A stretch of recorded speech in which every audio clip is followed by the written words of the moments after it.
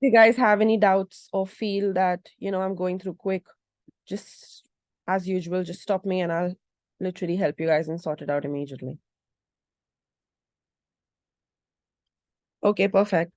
So today we're going to go through LO3, which says applying the negotiation skills to workplace disputes for effective conflict management approach. Can anyone explain me what conflict is? It can be misunderstanding between the employer and employer, or between employees as well. Definitely. And also, conflict management would mean after the misunderstanding, reaches or does, how you look at a agreement between both those parties. So it can be any parties, employer, employee, you're absolutely correct. But also over here, you're looking at how to manage that properly. And in management, how you're going to basically come to a solution or a resolution wherein both those parties are quite satisfied. And you're like, okay, the solution that you came up with makes sure that both of us are equally, happy with the outcome, essentially. Now, why is this, first of all, important to understand what conflict is? So conflict can arise in different forms, It can be literally between, as you mentioned, it can be between employees, it can be between the manager and the employee. It can also be between just, how a specific decision is come up. So in the previous lecture, I mentioned that how there was a company wherein they were getting people to come to work in the office again after having worked from home for so many years. So since COVID, it was work from home, and recently they were like, now you need to come on, 4 days a week and work just 1 day from home. So that was a conflict that arises as well between a group of so many employees together, or like, even the unions that were supporting the employees, even they got together and they were like, we feel that this is a wrong decision because the same work that is happening at home, why do you want us to come in the office, waste our time in traveling and be, in uncomfortable clothes and then do it? A conflict can also just mean that, how to explain. Yeah, recently, my friend was telling me this, that there was a Christmas party. Yeah. And someone had way too much to drink in the Christmas party and misbehaved or said something they were not supposed to say. In the terms, they said some, numbers or company numbers which were confidential. So they were not supposed to disclose that to anyone, but they eventually said it in the party. So they were basically called by HR and terminated, which sounds so funny to me because I'm like, you need to be like, I don't know, it was just funny to me. But yeah, so it can be you breaching your contractual terms in the sense you were asked not to say something, you were at a high position, you're at a very leadership position, and you are talking to your employees and telling them about decisions that have been going to be made in the future, which was ethically not correct. So hence it was a conflict again. Every conflict has usually, in most cases, a negative effect because, if there's a dispute between both employees, they're focused on that dispute instead of focusing on their work.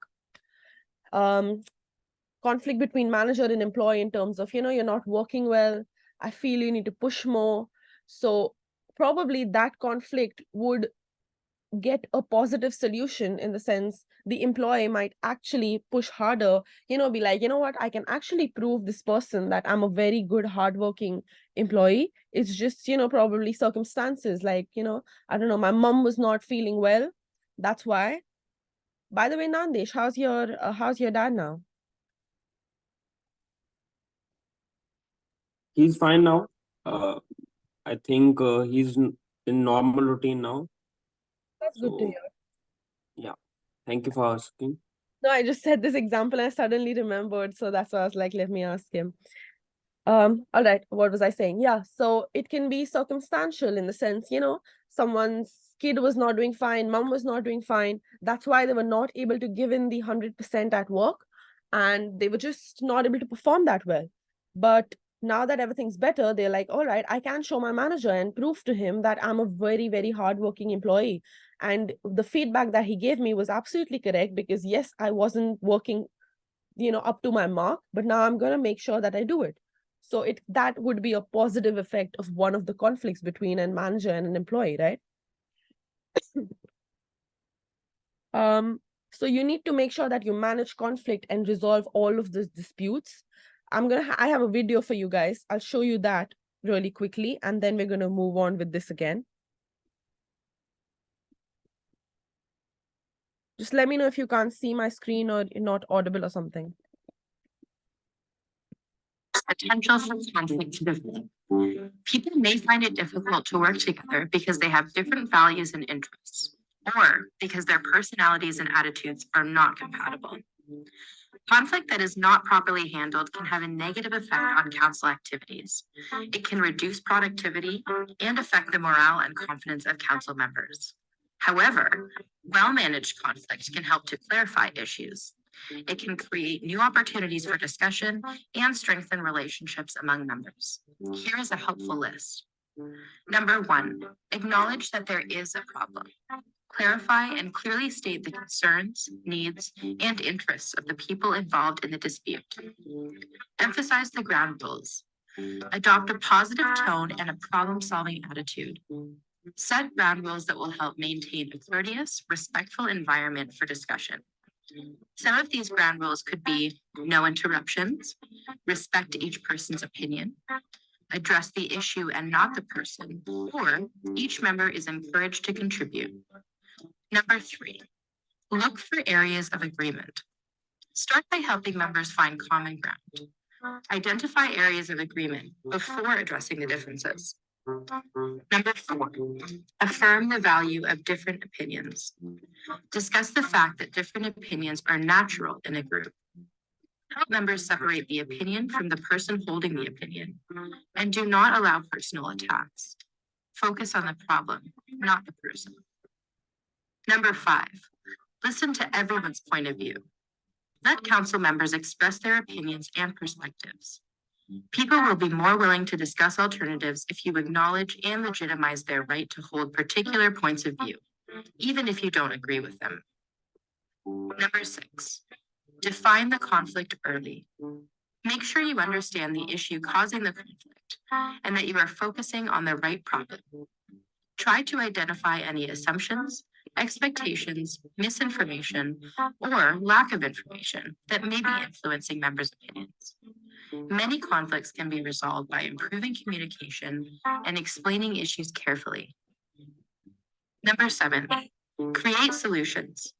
Identify a range of options for solving the problem. Invite others in the group to help resolve the conflict. List the advantages and disadvantages of each option.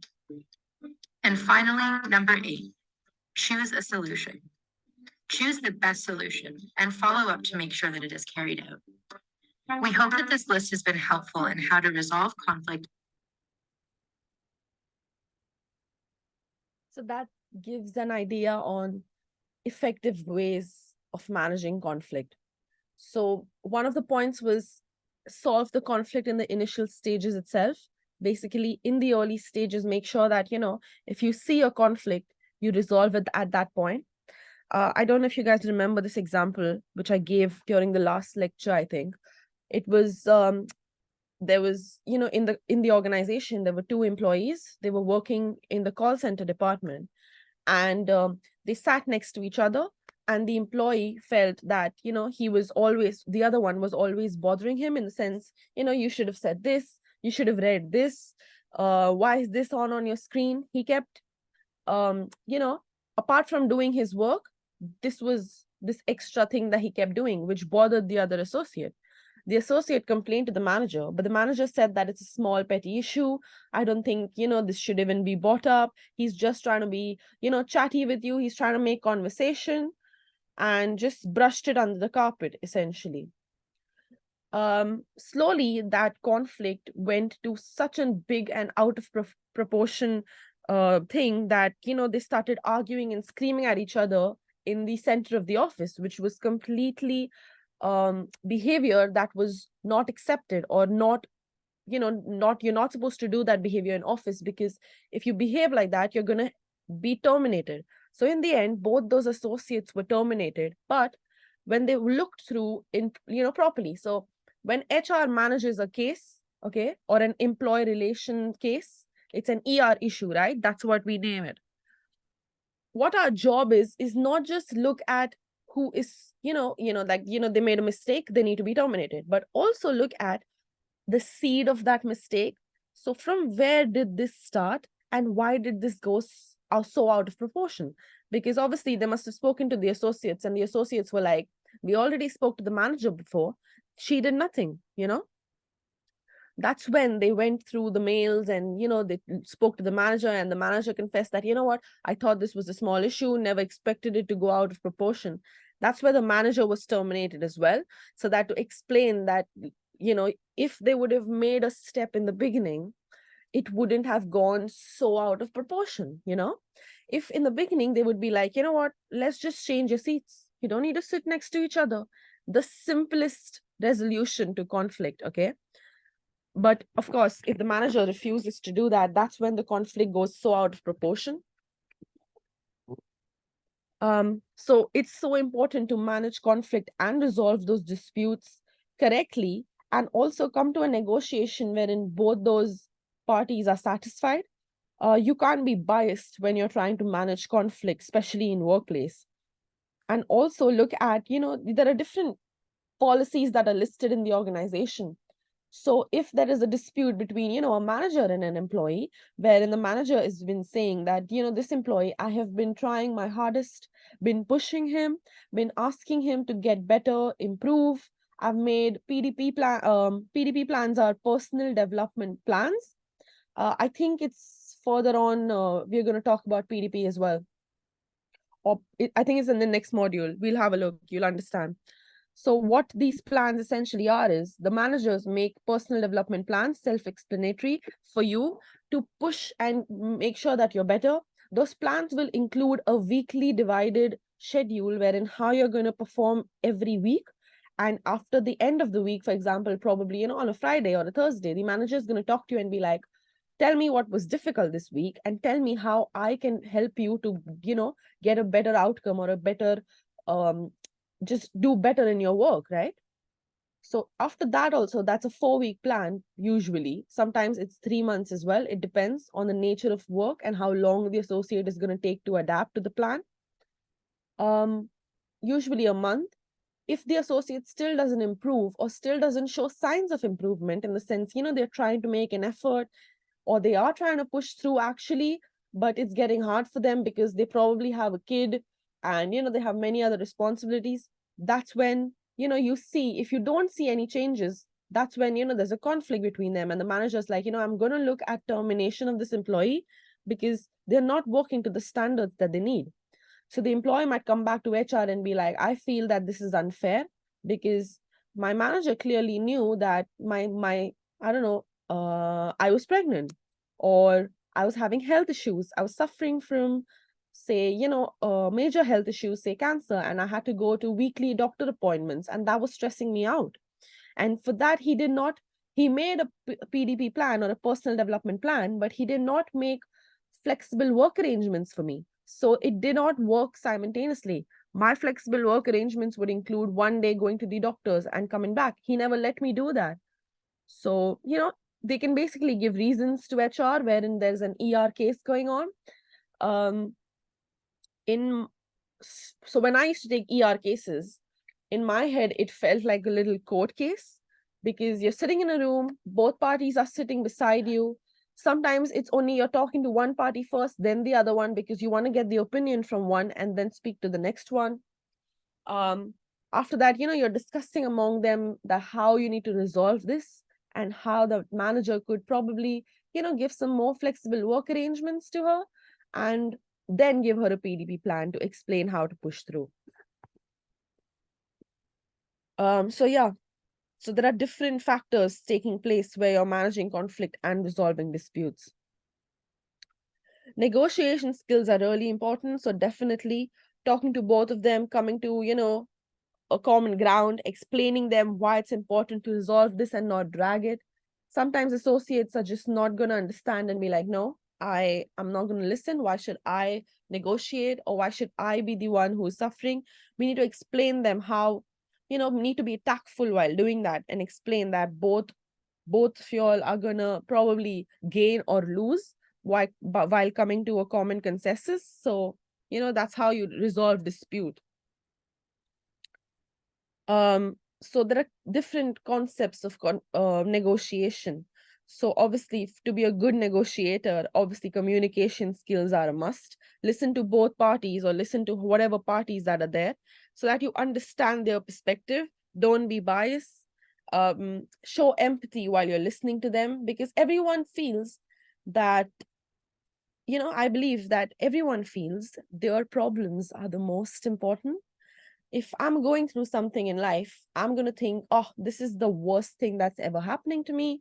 This is the biggest problem in life. And, I'm going to stress out that way.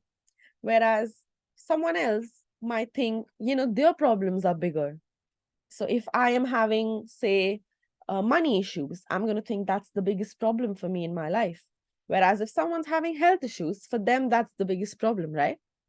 So no one's problem is big or small. It's just everyone's going through different phases of life.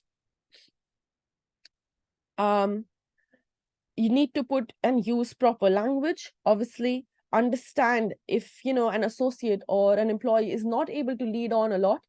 For say, if there's an associate who's talking about their manager, but they're afraid to speak more, you need to make a safe space. So I used to usually say things like, don't worry, everything's confidential in this room. Nothing's getting out of this room.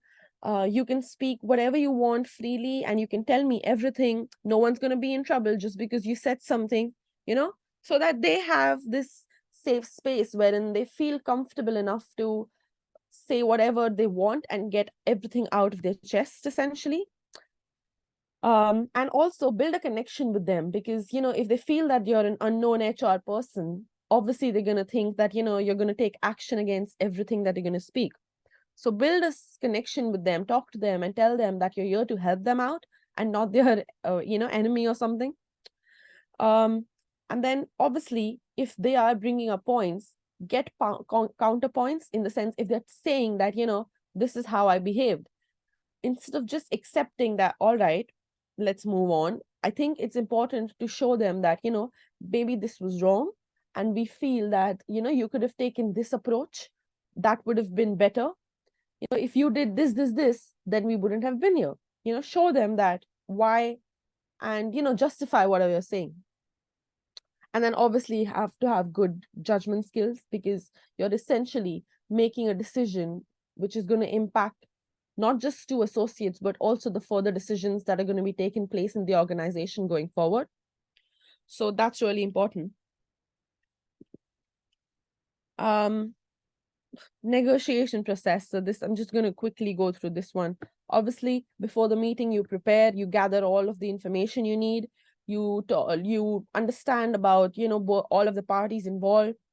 Then while negotiation, you properly, talk to them, offer your different solutions or resolutions, and basically look at both parties reaching into an agreement and accepting that, all right, this resolution sounds fair, we're going to go ahead and do this.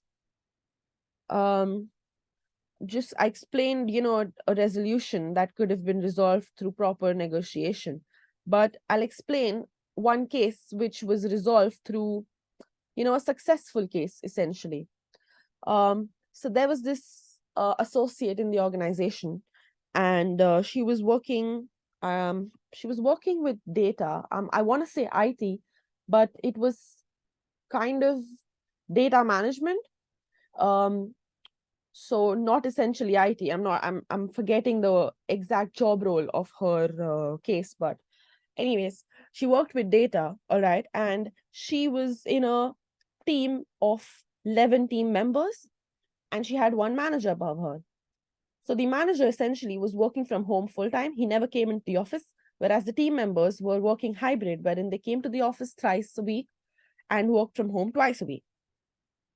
Now, when that happens as well, it's very difficult for a manager to, just manage so many associates from their home, right? Because for building a connection, managers also need to be there, present over there. So sometimes when managers are working from home completely or remotely working, it gets difficult for associates to even build that connection.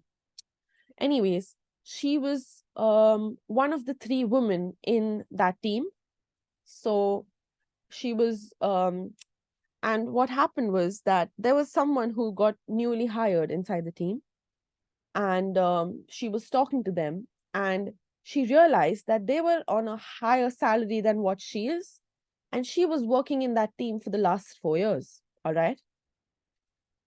I don't know if you guys heard of salary benchmarking. What salary benchmarking is that every year you look at the market rate, and then you look at the rate you're providing, and you are at par with your competitors, and you try to get your salary at that rate.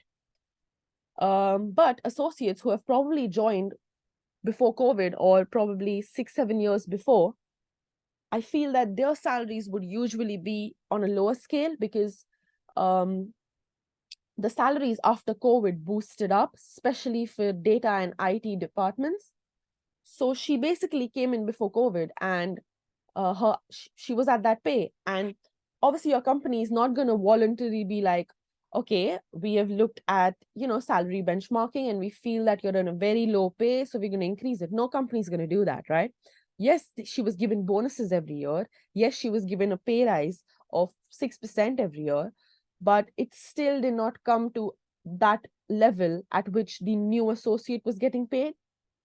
And probably the new associate had less experience with her than her. So once she heard about this, obviously she was furious, and she took this up with HR, that why is it that I'm on such a low salary, whereas someone who's joined now is on such a high salary and have been in this organization for 5 years. To which HR responded, again, poor management from HR's side, saying it's because of salary benchmarking. We do this yearly thing every year. If you wanted us to benchmark your salary, you should have come to us yourself. Okay. You should have yourself come to us and told us that, you're looking at getting your salary benchmarked again, and you want to see if, you're getting paid fair or not. You didn't do that. That's why we just give you a bonus. She took this case with the union and involved so many people, and so many associates came through. There were, I think, 57 associates that came through saying that we wanted salary benchmarking as well. Why is this not happened? We have discovered we're being paid low, whereas someone who just joined has been paying way higher to us. And I think this was the biggest case that the company dealt with, or I dealt with at that point. And I remember we were talking to her, and she just wouldn't listen. She said that I want my salary to get benchmarked along with all those 5 years where my salary was less. I want to get compensated through a bonus, which is going to be non-taxable bonus. And she made sure that she got that. And in my eyes, that was really fair, because as an organization, we should have, got her at par or her manager. So usually what happens is managers have a pool of bonus that they distribute among their associates. So that manager gave all of the other associates, a 9% increase, a 10% increase, but to her, a 4%, a 5%, or 6% increase.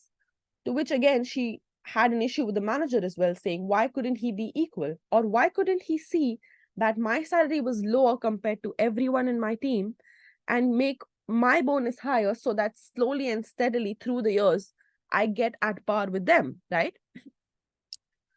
So yeah, essentially the resolved conflict was her getting her bonus as well as her getting her salary benchmark and at par with the other members of the team. But for that, there was a big case that was run. You speak to the manager, you speak to other associates, you ask them how her performance was, you ask the manager why was she given a lesser raise compared to the others, get justification, proof. You need to make meeting notes throughout. What else? After that, we had to speak to so many other associates. There were 56 other associates we spoke to. The union was involved, so we had a meeting with the union, and everything has to be recorded in terms of meeting notes or as an actual recording. But usually companies don't go for an actual recording. They usually go for someone sitting in the corner and typing down the entire minutes of the meeting. So yeah, this was one of the successful conflict stories, even though it doesn't sound successful or fair to the company, because they're like, the company had to pay so much. Why was this? Because they not just had to pay her, but the other 57 associates who were in that dispute with her as well. But in my eyes, I thought that was fair because they were anyway supposed to do that for the past 5-6 years, which they were refusing to do. And yeah, no company is gonna just come to you and be like, we're gonna give you a 10,000 rupees increase in your salary because your salary is lower compared to the market rate. No one's gonna do that. That's why people nowadays look at jumping jobs so quickly, because they know that if they do that, they're gonna get a better salary eventually. So yeah, that's how a conflict was resolved, and she still works in the organization with the same manager.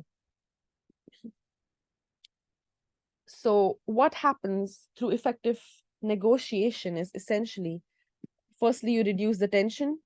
Workplace tension is really important. You reduce that, and then the relationship is still preserved. So as I mentioned, that she still works in the organization and she's actually doing a really good job and really successful with the same manager.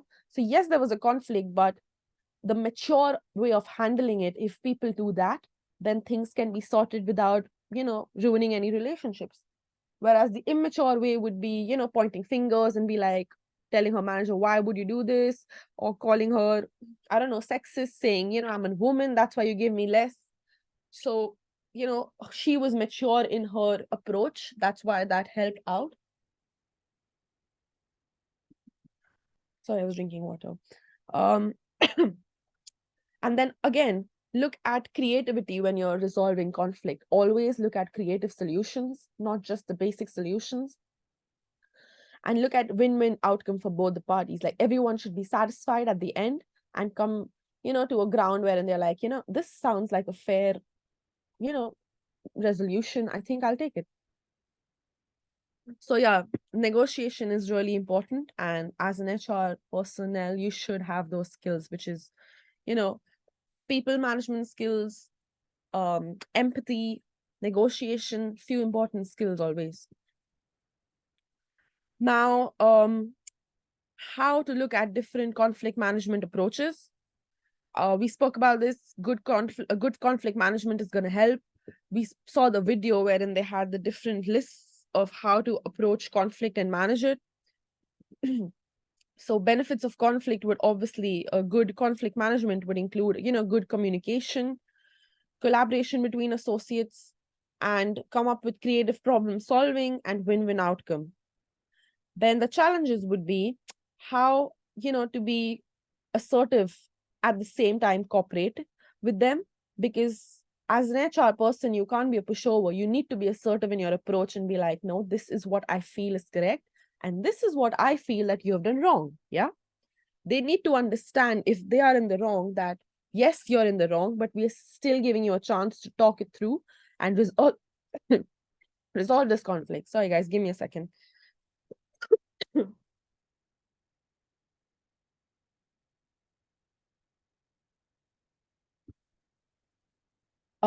Yes, I'm back. So you need to also handle this conflict from an emotional point of view, because sometimes people get emotional. They show you your emotions in a meeting, how to manage that. And also dealing with power imbalances. So that, as there was a conflict between the leader or the manager and between an associate, maybe 3 or 4 levels down. How do you manage that? Because in the manager's head, they're like, I am in the leadership position. They should listen to me. The company should value my opinion more. Whereas in the employee's position, they're going to be like, obviously, like they trust the company, they trust the organization. They feel that, they won't do wrong by you. So you need to have a healthy balance.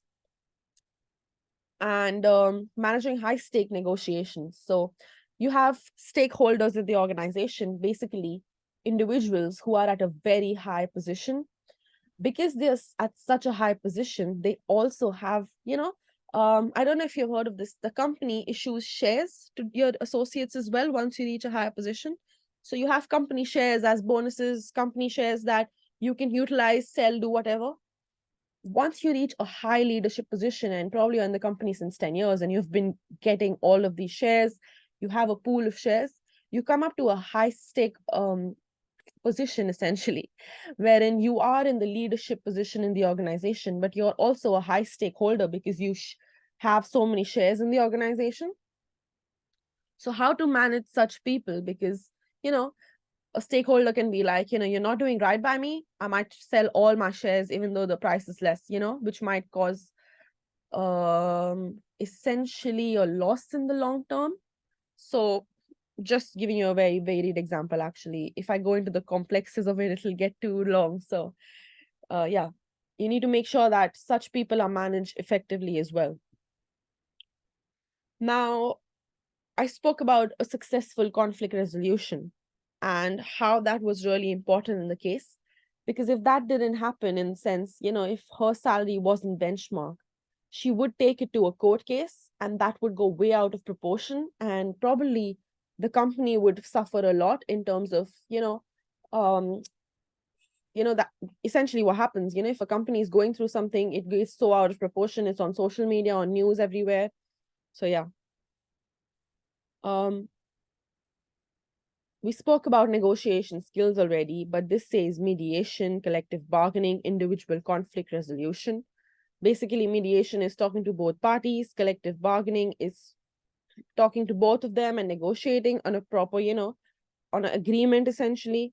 And then individual conflict resolution. Sometimes there can be individuals coming up with different grievances, or they have misbehaved, and, it's a disciplinary matter. So how to resolve that?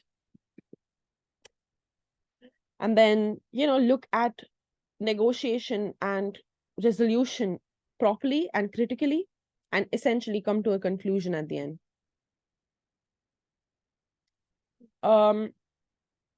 We spoke about how we can resolve collective disputes and conflicts. So the example I gave you was a collective. It started from an individual conflict or a dispute, but went out of proportion and went on to be a collective dispute, wherein there were so many associates fighting against this case. It was a long case as well, probably lasted 4 or 5 months to come to a proper solution. Then you need to look at good skills. We spoke about this, grievance handling, and also look at disciplinary matters. So if an associate is not able to perform well or not giving proper output, how you look at a disciplinary process wherein you discipline them and show them that, you probably have to not react like that. Or if it's in a call center and someone abused on the call to a customer, then you need to take them through a disciplinary process. And there are stages in the disciplinary process as well, wherein you show them that, we're giving you first stage warning. So it's going to be a warning for 6 months, or second stage is probably going to be a year. Third stage is usually termination. So that's how you manage disciplinary processes that come through. Collective bargaining, of course, look at satisfying both the parties, and joint consultation or consultative committees. So you need to look at good negotiation skills to basically, just both the parties are happy. Wait, what does it say? For collaborative decision making between management and employee. So in the case that I discussed, essentially was the management making the decisions and the unions coming through as well. So those were the employee representatives. So sometimes in the meetings, there weren't 56 or 57 employees sitting. There was just 1 or 2 union representatives coming through and talking about their issues. Again, similar, that's why I'm skimming through really quick. I said this is going to be quicker compared to the next one. You listen, you communicate, have empathy, and just come to a proper problem solving and common ground in the end. Have effective negotiation skills so that it helps in employee satisfaction, a positive work environment. Employees feel that they've been valued because, the negotiation was done correctly. And then how can personal performance look at identifying the strengths and the areas for further development? So you come up with a PDP plan. And personal performance is important because it helps in an employee's growth, or, just employee satisfaction as well, looks at less turnover in the long run. So for that, you need to firstly self-reflect And then look at getting feedback. So constructive feedback from your mentors. Mentors are basically someone whom you value a lot in the organization and that they are helping you to progress in your work. Your colleagues, your managers, supervisors, get good feedback from them.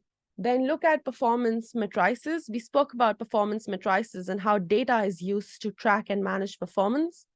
So there are different KPIs that are put in place.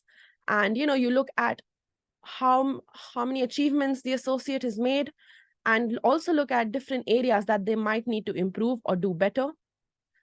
For that, managers can discuss this, or even HR can discuss this, in the sense, come up with different strategies and, show them that if they did a good job, give them the positive feedback. I gave you an example of, the points that were in an organization. They were giving different points, which motivated associates to do better. And just recognize, consistency in successful tasks. So not just making sure that they're doing good, but also making sure that they're consistent throughout in their work. And look at different areas of further development, in the sense, look at areas that might require growth and show them that how they require growth.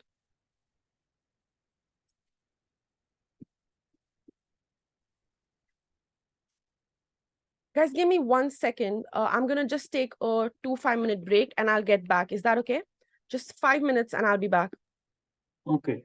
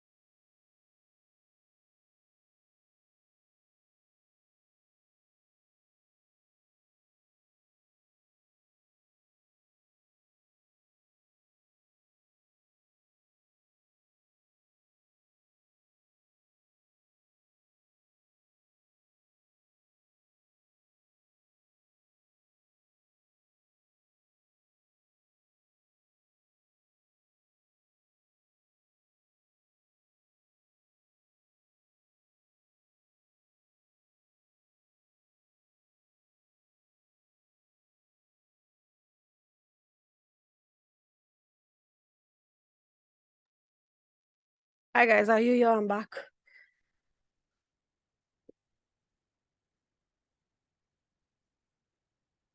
Hello. Yes, I'm here. Hi. Sorry. I just had to run down really quick because I live in an apartment and you need to buzz if my parcel comes. So there's a buzzer, and only then they can be let into essentially. Just give me a second. I'm opening this. Then only they can be let into keep a parcel or do something. My buzzer is spoiled. So if someone buzzes, I need to run down to push the button to open the door to let them in. Okay. Yeah. I've seen that in movies, I think, that buzzer system you're talking about. Yeah, it's like a buzzer thing, and you can see it in the camera who's there and all. And Yeah. you push the button, that's when the main door opens, because over here they don't have what's it called, security or people who can sit down, right? So for security reasons, essentially they do that. But since the last 2 weeks, my buzzer is spoiled. So anytime someone has to come in or there's a parcel coming in, I essentially have to run full speed down before the man runs away. So that's why I was like, guys, I'm coming. Give me 5 minutes. Okay. Yeah. So where was I? Again, I should have paused the recording, right? Oh, it's fine. It's fine now. But yeah, we were talking about how negotiation. Sorry, we were talking about how you can have different methods of evaluation or performance, and look at different sections or different things that can help to just help the associate to perform better in the organization. You can discuss different strategies in terms of different skills or qualities that they can come up with, give positive feedback to them. If they're doing a correct task, make sure that you give them a pat on the back and say, this is a good job that you've done, or give them some, if there is a point system, give them some points so that they know that they actually did a successful task. So that's why they've been rewarded accordingly or been given that praise or appreciation accordingly. And also, you can talk about different areas of further development. So maybe, someone's really strong in their Excel skills, but when it comes to presenting and communication, they're not really strong. So how we can look at developing that area wherein, they can be better communicators, or when they're giving a presentation, they can actually give it with ease. So companies usually have different trainings listed down. If not that, just how the manager can help them by continuously pushing them, telling them, what, in today's meeting maybe you can speak for 2 slides, so that gives not so much pressure to the associate in terms of, oh, I'm supposed to speak, this is scary. But also the associate feels confident wherein they're like, what, it's just 2 slides, I think I'm going to be fine. And that's how the managers can, make sure that they look at their weaknesses, challenge them, and make sure that they're given, areas wherein they can develop and, they can grow. Then you have personally how you can self-evaluate, in the sense, as an associate, maybe, you can utilize the feedback for improvement. So there are 2 types of associates. One would probably take the feedback, as a challenge. So if someone tells me, for example, that, what, Arshi, I feel that the presentation you delivered last week was not up to the mark. You could have done better. You know, I would take it as, a challenge and use that positively, in the sense I would be like, what, I'm going to show them that I can do the best job ever. Next week's presentation, I'm going to kill it. I'm going to put in the extra effort to make sure that everything is at the top and I'm doing the best job ever. Whereas an other associate might actually take it in a negative way, and they might be demotivated because for them, they felt that they did a really good job. But if the manager tells them that they didn't, they're going to be like, what, I put in my 100% and I'm still not able to do well. It's probably because, I just can't do better than this, and take it as a negative way. So definitely 2 types of people, depends on your approach. and depends on how you utilize feedback. It's always good to utilize feedback for improvement. Always take things in a positive way every time. Sorry, I'm going to say a quote which I live by. I always feel that you never lose in life, you always win or learn. So even though, you know, something you feel that, oh, you've lost this now, never say that. That was a learning experience, right? You're going to do better next time. So always winning or learning. But yeah, moving forward. Creating a personal development plan. So I just briefly mentioned the PDP up in the start of this lecture. Essentially, it means you can come up with a plan for your associates, keeping all of the goals in mind for development, for their personal development, essentially, and just to push them to do better. It's usually in a time period. So it depends. It looks at weekly changes, you know, to the plan. But yeah, PDP, that is what I meant by personal development plan. Sometimes employees request personal development plans themselves as well. So I remember I was in the organization for 3 months, 2.5 months, and I requested that I need a PDP from my manager because I feel that I can do way more, but I'm not able to because I'm still not accustomed with everything in the organization. And I know it's been 2.5 months, but I feel that the PDP will help me. So I took a PDP for a month wherein I was basically following all of the plans that my manager set up for me, which helped me a lot. Then again, you know, regularly talking about performance and showing them that, you know what, you did a good job, and just giving that praise to them and that strength, and also addressing all the areas of improvement just helps them in their personal and professional growth. So this is essentially done. I said this is a quick, you know, a quick lecture actually. Do you guys want a couple of minutes and then start the next lecture, or how you want to go through? You want to join back? We can start now as well because we got the 5-minute break. It was enough for me. Perfect. Ishika, is that fine? Yeah, it's fine. Cool. So I'm gonna end this and then join in the other call. So if you guys Okay. can use the other link to join, then I can start recording over there and take it through. Yeah. Okay. All right. Perfect. See you in a bit.